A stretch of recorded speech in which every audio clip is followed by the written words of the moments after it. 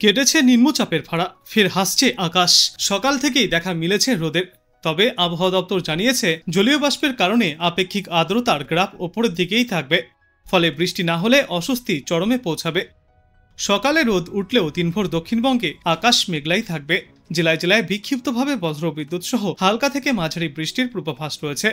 সোমবার বৃষ্টির সম্ভাবনা তেমন না থাকলেও মঙ্গলবার থেকে বৃষ্টির পরিমাণ অনেকটাই বাড়বে গোটা দক্ষিণবঙ্গে। কলকাতা সহ দক্ষিণবঙ্গ জুড়েই ভারী থেকে অতি ভারী বৃষ্টির সতর্কতা রয়েছে।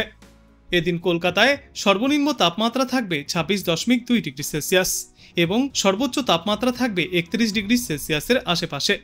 বাতাসে আপেক্ষিক আর্দ্রতা বা জলীয় বাষ্পের পরিমাণ থাকবে 87 থেকে 100% মধ্যে। তবে এদিন সকাল থেকেই বাতাসে জলীয় বাষ্পের পরিমাণ 100% ছুঁয়ে ফেলেছে, ফলে আর্দ্রতাজনিত অস্বস্তি অনেকটাই বেশি অনুভূত হচ্ছে। গত 24 ঘন্টায় কলকাতায় বৃষ্টি হয়েছে মাত্র 7.6 মিলিমিটার। অন্যদিকে মৌসুমী অক্ষরেখা গঙ্গানগরের নিম্নচাপ এলাকার ওপর দিয়ে ছত্তিশগড়, জামশেদপুর এবং দীঘা হয়ে দক্ষিণ পূর্ব দিকে এগিয়ে পূর্ব মধ্য বঙ্গোপসাগর পর্যন্ত বিস্তৃত। কয়েকদিনে মাঝারি বৃষ্টি হয়েছে উত্তরবঙ্গে, তবে এবার বৃষ্টির তীব্রতা আরও বাড়বে। উত্তরবঙ্গে ভারী থেকে অতি ভারী বৃষ্টির সতর্কতাও রয়েছে।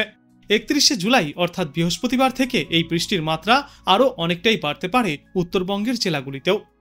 উত্তরবঙ্গে গত রবিবার পর্যন্ত ভারী থেকে অতি ভারী বৃষ্টিপাত চলেছে। তারপর আজ থেকে বুধবার পর্যন্ত বৃষ্টির পরিমাণ কিছুটা কম থাকবে, কিন্তু তারপর আগামী 31 জুলাই অর্থাৎ বৃহস্পতিবার থেকে এই বৃষ্টির মাত্রা আরও অনেকটাই বাড়তে চলেছে গোটা উত্তরবঙ্গে।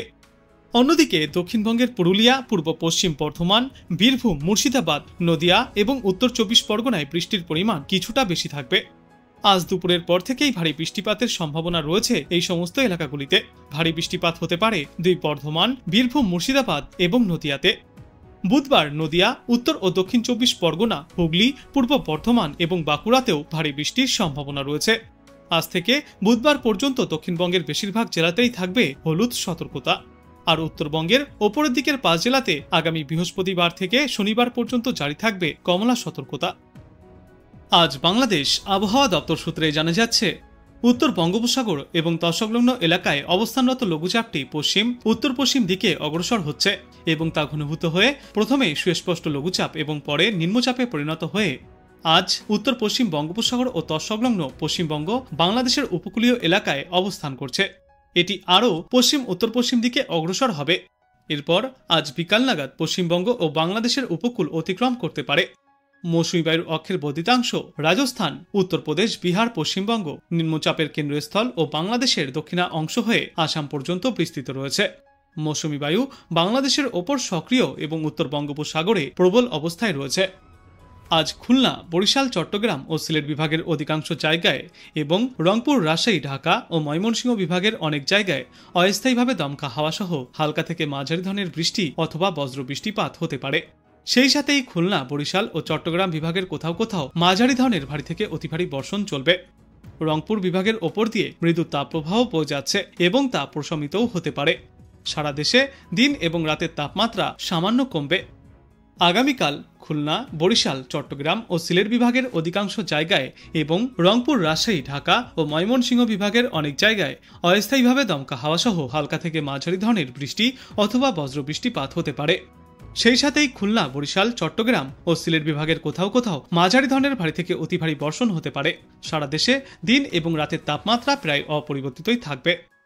আগামী পরশুদিন রংপুর, রাজশাহী, ঢাকা, ময়মনসিংহ, খুলনা, বরিশাল, চট্টগ্রাম ও সিলেট বিভাগের অধিকাংশ জায়গায় অস্থায়ীভাবে দমকা হাওয়া সহ হালকা থেকে মাঝারি ধরনের বৃষ্টি অথবা বজ্র বৃষ্টিপাত চলবে।